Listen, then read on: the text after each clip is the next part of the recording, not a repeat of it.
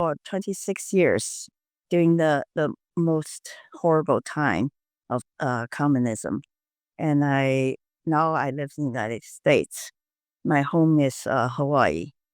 And even though I left China 40 years ago, but I'm still going back and at least once or twice a year.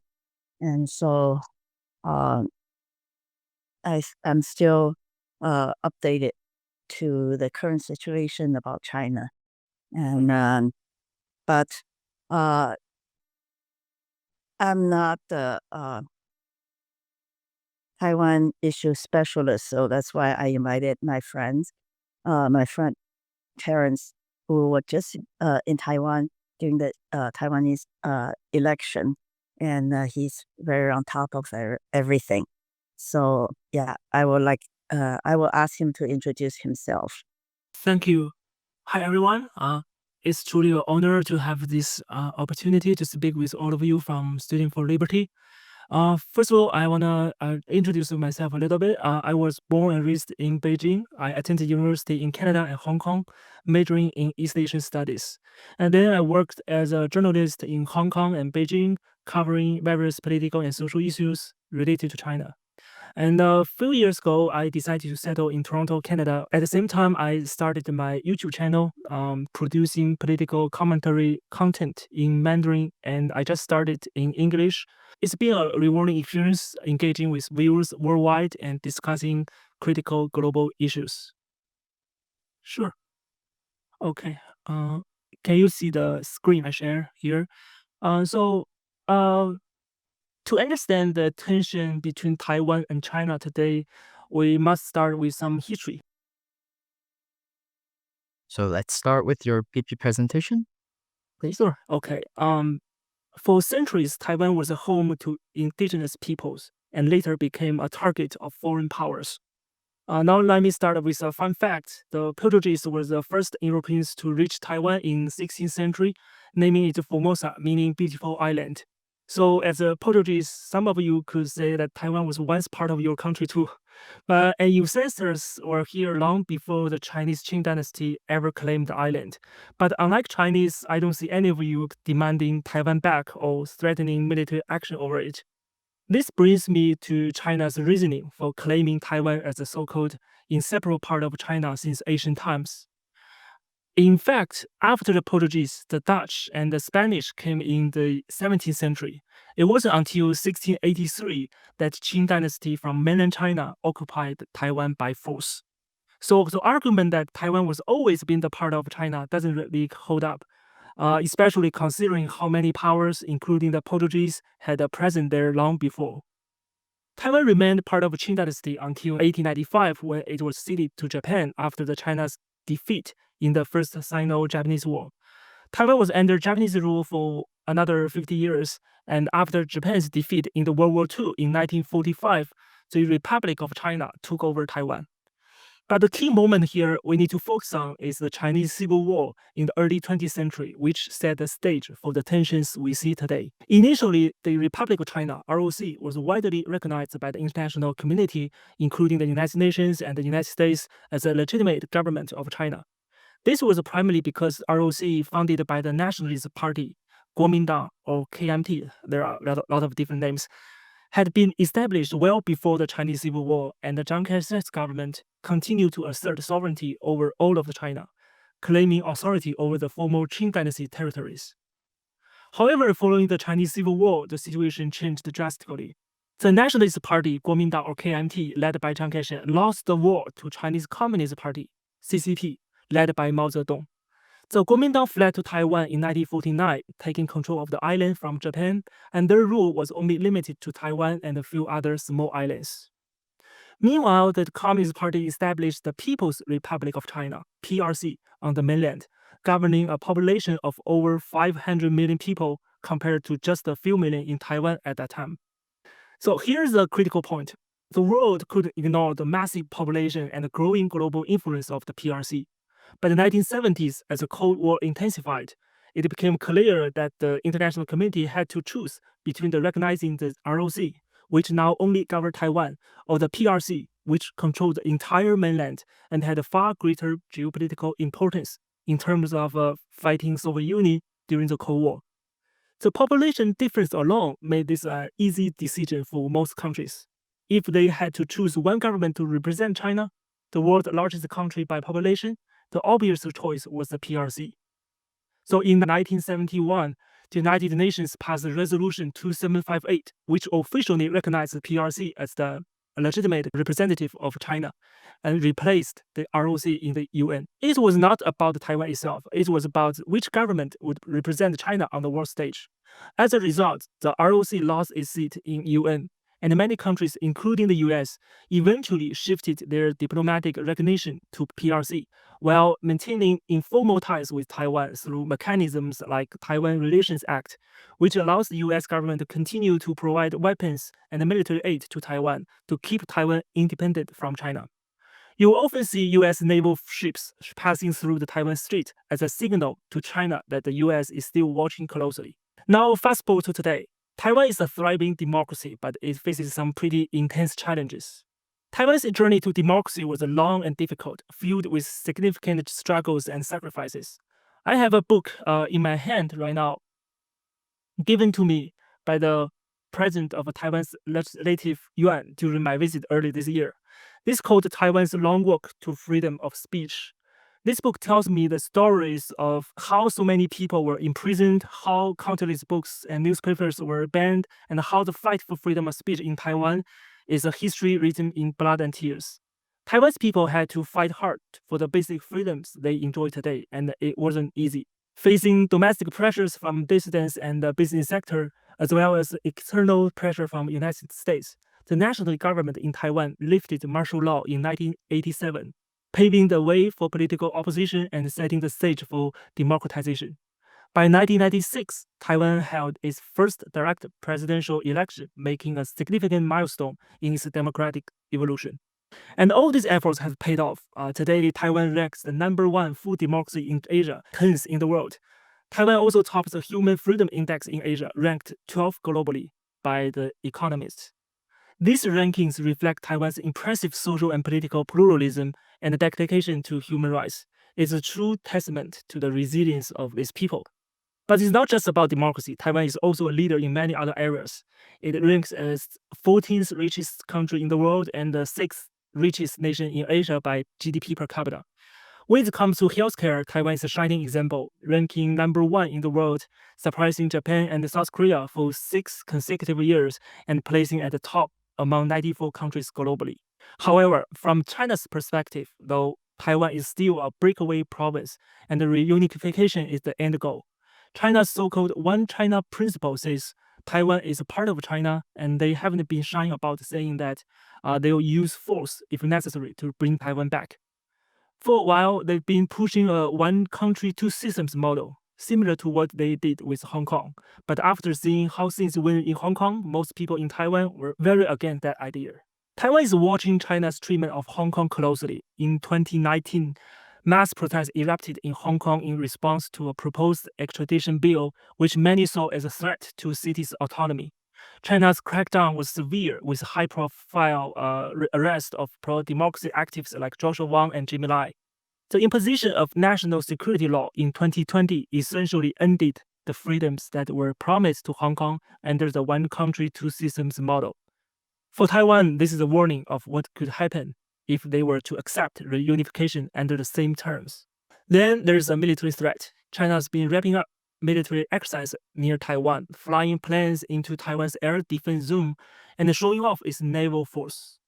Taiwan, on the other hand, is doing everything it can to strengthen its defense and is still under constant pressure. On the top of that, China has been aggressive in isolating Taiwan on the global stage. Over the years, they've convinced more and more countries to stop recognizing Taiwan in exchange for economic perks like trade deals and investments. China's been pressuring global companies and international organizations to stop treating Taiwan like a separate entity. So you see airlines or businesses being told to list Taiwan as a part of China on their website. Taiwan's relationship with China doesn't just affect themselves, it's something that the world is watching.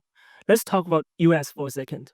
While the US doesn't officially recognize Taiwan as an independent nation, it plays a huge role in supporting Taiwanese sovereignty. And recently, in the context of the new Cold War between US and China, the US has significantly ramped up its military support for Taiwan. This includes more advanced weapon sales, defense cooperation, and naval patrols in the Taiwan Strait. The US is sending a clear message to China that it's committed to Taiwan's defense. Even though US follows a policy of strategic ambiguity, meaning they don't openly say they defend Taiwan in a conflict, but most people agree that the US would step in if something major happened. Japan is another key player here. Any conflict in the Taiwan Strait would directly impact Japan's security, so they have been increasing their military readiness. Other countries like Australia and some European nations are also quietly showing their support for Taiwan, even though these countries don't officially recognize Taiwan, but they see Taiwan as an important partner in balancing China's growing influence. Now, what does all this matter to the rest of the world? And first, let's talk about security. Taiwan is a key piece of a first island chain, which is a string of islands stretching from Japan through Taiwan, Philippines, and down to Indonesia. This chain acts as a natural barrier to China's military and naval expansion into the Pacific. If Taiwan were fall under Chinese control, it would give China a massive strategic advantage in projecting power beyond its coast and into broader Pacific region. This would not only shift the balance of power in Asia, but also have significant implications for US and allied military strategies in the region. Additionally, Taiwan's economy plays a huge role in the global tech industry, especially when it comes to semiconductors. Taiwan produces 6% of the world's semiconductors and 90% of most advanced chips, which are used in everything from smartphones to electric vehicles to military technology. If something were to happen to Taiwan's tech production, say a military conflict or a blockade, it would send shockwaves through global economy, severely disrupting supply chains in the high-tech sector. The world is already dealing with shortage in tech, and Taiwan is a critical player in solving these issues. But it's not just about semiconductors. Taiwan Strait is one of the most important shipping routes in the world. More than half of the world's commercial shipping passes through this area every year. If China were to launch a war against Taiwan or successfully occupy the island, it wouldn't just disrupt the tech industry, it would turn the Taiwan Strait into a Chinese inland sea. This would threaten the free navigation of international waters, potentially crippling global trade routes. This would have massive consequences for countries like Japan and South Korea, both of which rely heavily on the flow of goods, energies, and resources through the Taiwan Strait. If China were to control these waters, it would pose an existential threat to their national security and economic survival. Furthermore, it would destabilize the entire Indo-Pacific region and dramatically upset strategic balance, giving China control over one of the world's most critical marine choke points. And now here's my personal view. I firmly believe that the United States will never allow its power to be pushed out of Indo-Pacific region by China. There's no way the US would sit back and let China threaten the international order by taking control of Taiwan. I'm very confident that the US will intervene militarily to protect Taiwan against China's invasion. The only reason the US hasn't made it explicit is because of a long-standing strategy called strategic ambiguity policy. Washington didn't want to be dragged into a war with China when the tensions were already high. But time changed.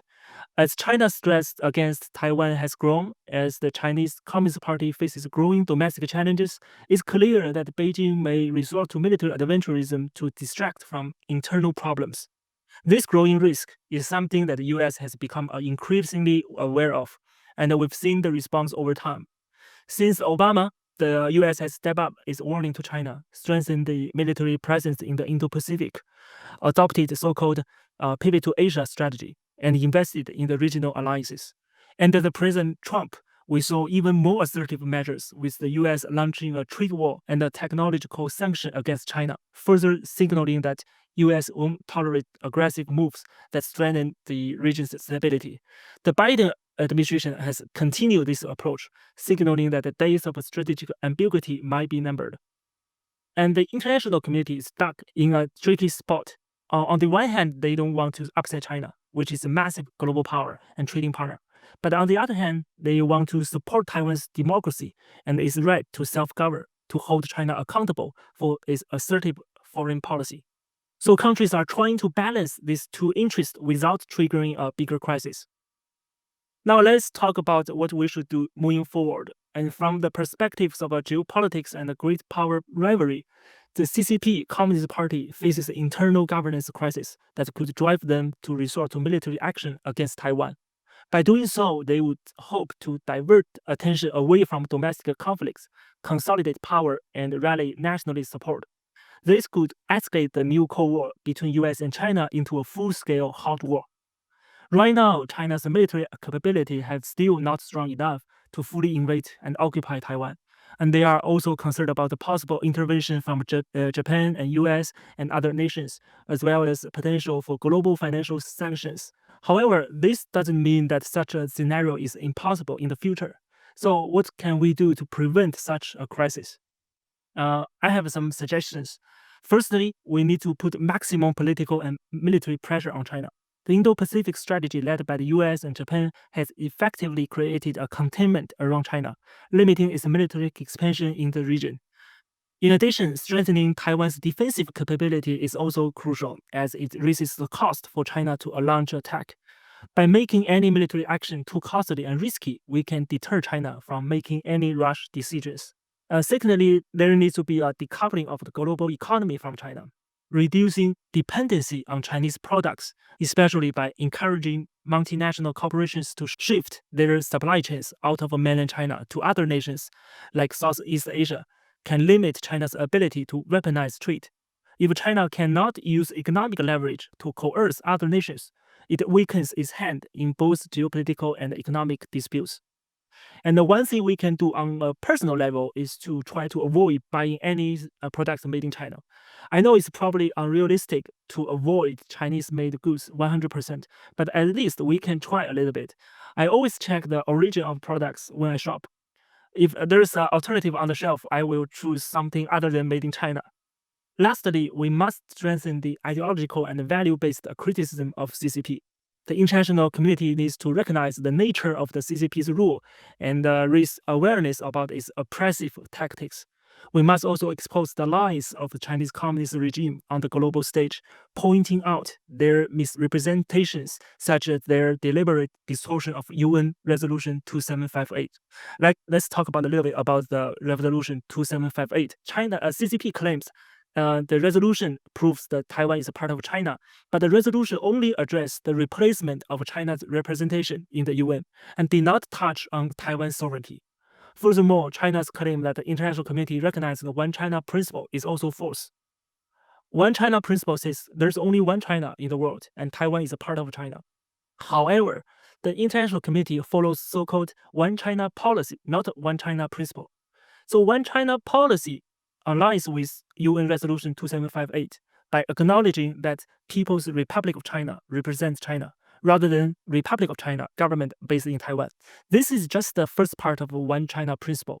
However, most countries either do not address or remain ambiguous on the issue of whether Taiwan is part of China. In fact, only 51 countries in the world align with China's position on this matter, not 181. The number that China defense of Taiwan is a defense of basic human rights in the face of growing authoritarianism and totalitarianism threat. Finally, I want to say that the conflict over Taiwan is no longer just a continuation of the so-called Chinese Civil War. Historically, it was a struggle between two authoritarian parties fighting for control over China. But today is different. It's a fight between democratic Taiwan and the authoritarian regime that seeks to strip 23 million Taiwanese citizens of their freedom and liberty. This isn't just an internal issue for China anymore. It's now a global ideological battle. This is no longer about the civil war. It's about democracy versus authoritarianism. Everyone in the world who value freedom and liberty should have no hesitation about standing with Taiwan. Defense of Taiwan is a defense of basic human rights in the face of growing authoritarianism and totalitarianism threats. Okay, I'll wrap it up here, and thank you for all your time and attention today. And I'm happy to answer any questions or hear your perspective on this matter. And also, I'm traveling to Taiwan again early next year. Feel free to join me online. Thank you. Terence did a great job and gave all the audience a very clear picture of the past and the present and the future. For me, I think my friend here was reminded me Taiwan's case demonstrated one thing that a lot of people, especially people in China, said democracy and doesn't it's not suitable for Chinese culture.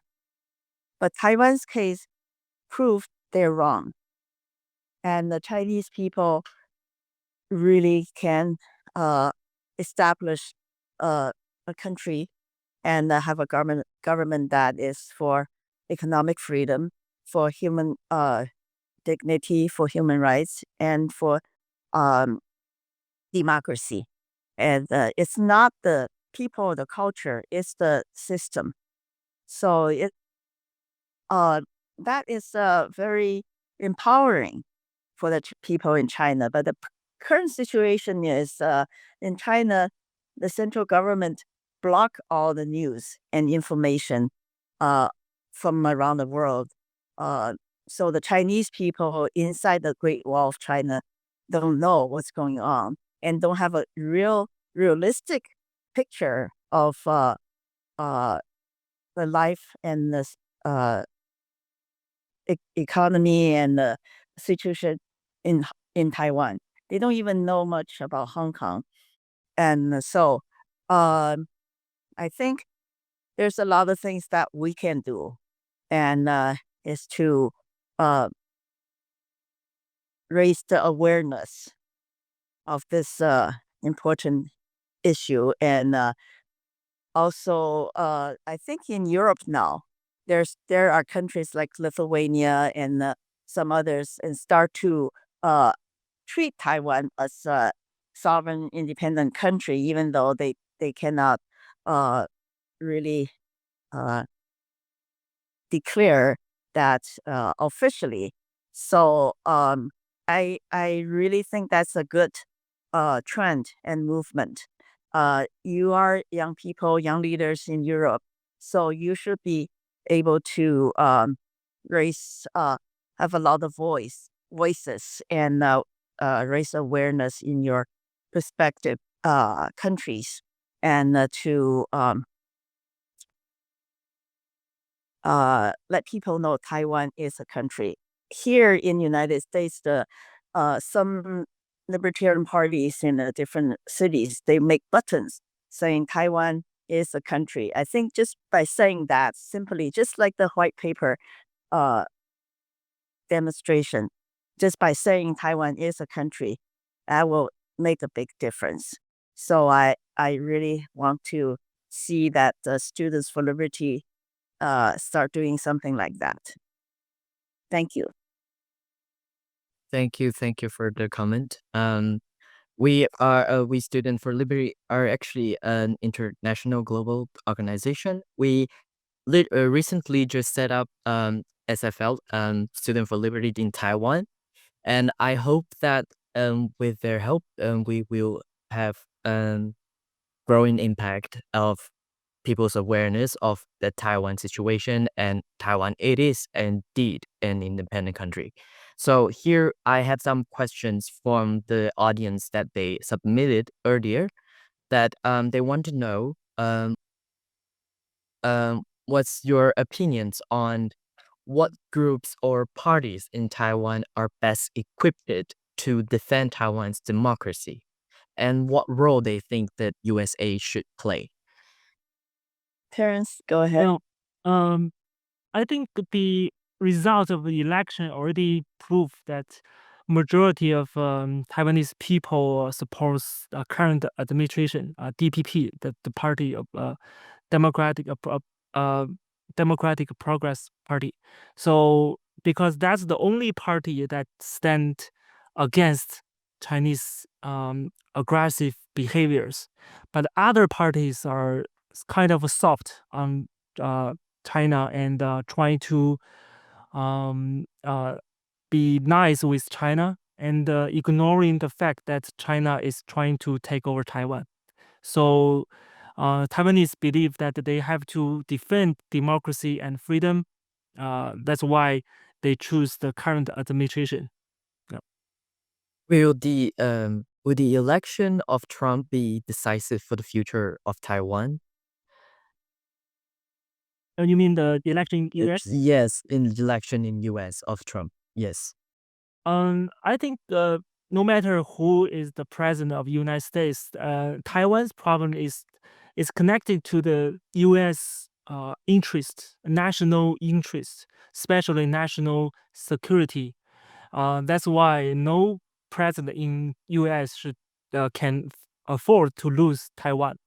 So in that sense, I think most of the Americans know that they need to defend Taiwan, because defending Taiwan is defending themselves. It's defending the stability and prosperity in Indo-Pacific.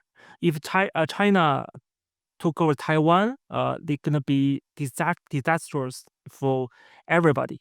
So I think if you look at the Taiwan Trump's new cabinet's appointees like Marco Rubio and Mike Waltz as a national security advisor, they are very against China, and they are friendly with Taiwan. They know that America has to protect Taiwan. I agree with Terence, and also, I think Trump, he's one of his agenda is to bring the manufacturing job back to United States. That I don't think he's doing that to non-intentionally will hurt the supply chain. I think Terence was talking about dependence. United States depending on China for household goods. That will hurt the Chinese economy, because China is the export focused country for so many years, since the late 1970s. And now we already see the trend that manufacturing are leaving China and going to neighboring countries. And I was in China this year. I saw those abandoned factories everywhere, and it's evident. So if Europe and United States became less dependent on the Chinese products, and that will eventually um, force China um, to have to change. And because China is a planned economy, so it's not going to change efficiently, or like the market economy. So it will hurt the regime for sure, and the economic downturn or collapsing will collapse the regime for sure. That's what I believe, and that's it's in our vision already. It's so I think Trump's policy may help to how do you say uh hurt the Chinese economy. That's the hope. So what are your insights on the cultural and social impact of the tension between Taiwan and China has on citizens of both states? Um, I I personally I can answer this question as well. Since I was in China for the last 22 years, not 20 years. Um, this kind of cultural and social impact, because of the lack of the information that the government permit us to reach to. So we don't actually know what's going on in Taiwan, and we will defaultly that to think that Taiwan is a province of China, which is not the truth. Now it's the speaker's turn. So the question is about the cultural And social impact impact Mm. the tension between the tension. Okay. between this. So because we have to look at the bigger picture, which is the Cold War, new Cold War between U.S. and China. So because of this conflicts, so the Taiwan has much more powerful, what to say, they eager to protect themselves, and with the help from U.S. and China is, because of their internal problems, they have to say that they will invade Taiwan. So in that sense, there's no connection between China and Taiwan anymore. So in the past, they have been communicating, and there are cultural exchanges, and there are a lot of tourism between these two places.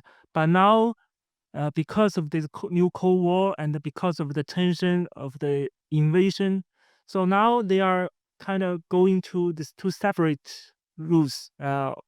China is alliance with Russia, Iran, and North Korea. They're becoming a kind of axis of evils, and Taiwan is stands with Japan and South Korea, Australia, U.S. They're becoming a new coalition of free world. So this is separated. They are separated. They becoming enemy of the two enemies. So there's no connections anymore, and that is, of course, for the ordinary people, is not good. But if you look at the big picture, if we want Taiwanese or Chinese becoming friends, then you have to take down the Communist Party regime, and you have to win the new Cold War, and then people can have cultural and social changes, and become a more friendly and prosperous. Well, okay. Agree with the previous two opinions. In China, yeah, like Augusto said, it's very isolated in terms of information. But there's a group of people who are well educated and well informed, and they are inside of China.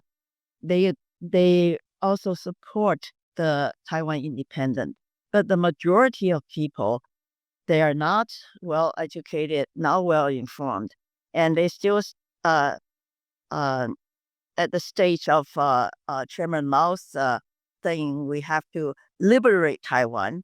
Taiwan is part of China, just like an arm or leg of a human body, so we cannot cut it off. And but at the same time, I have been asking people. I say, if China and Taiwan started a war, will you join the military and go fight uh, for China, for your country, and risk your lives? Majority of people say no. We don't want to do that.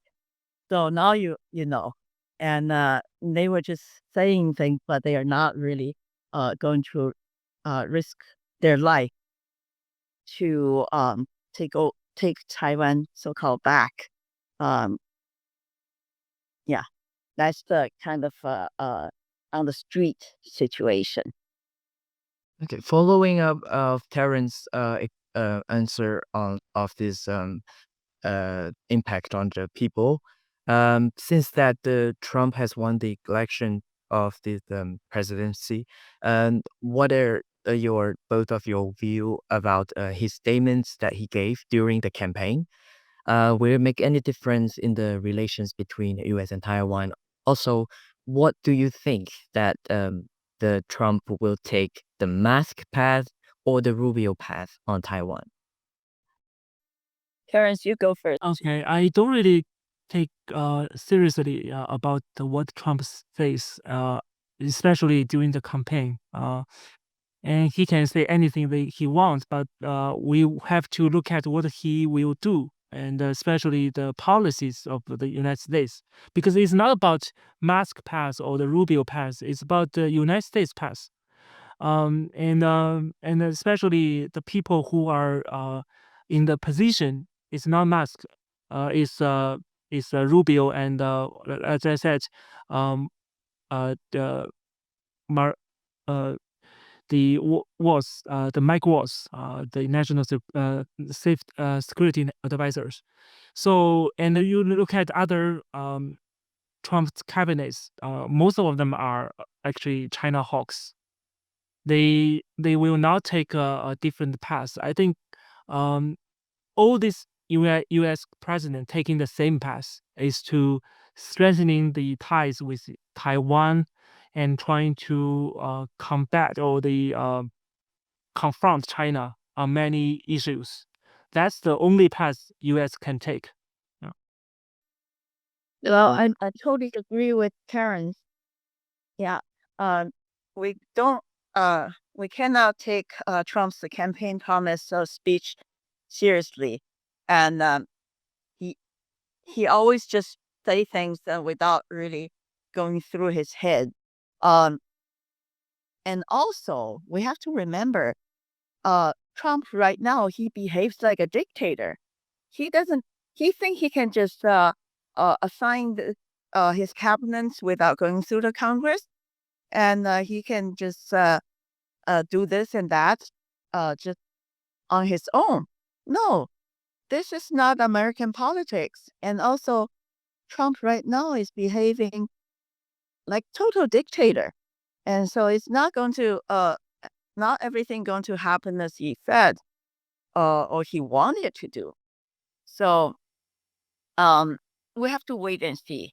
Like Sharon said, what he does or he can do is more important, because not everybody in the Congress will, let him do whatever he says he wants to do.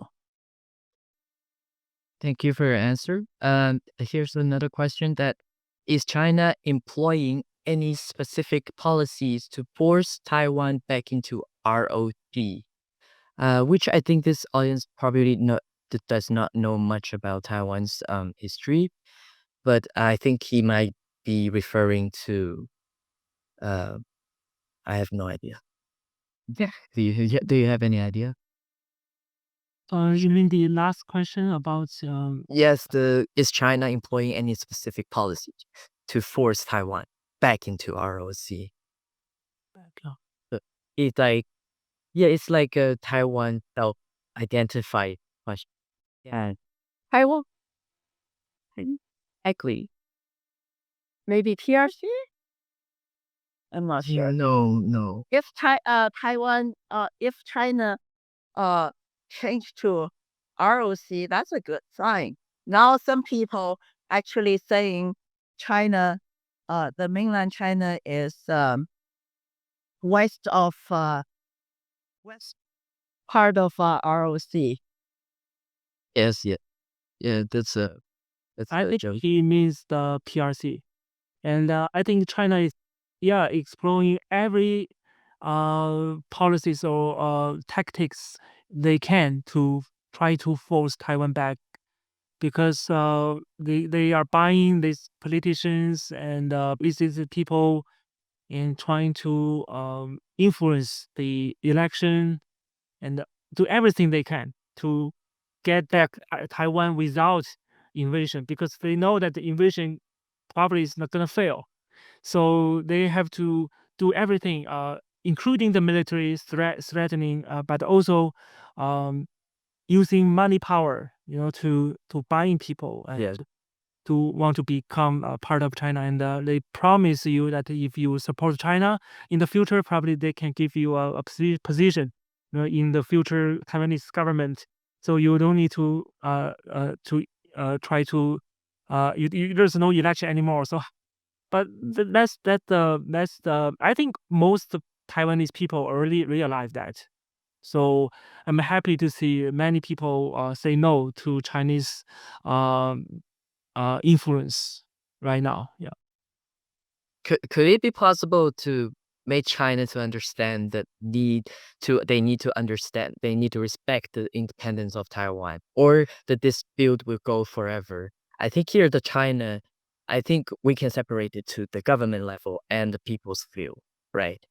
Right, but right now, because of the censorships in China is so widespread, so it's really hard to talk to Chinese people. And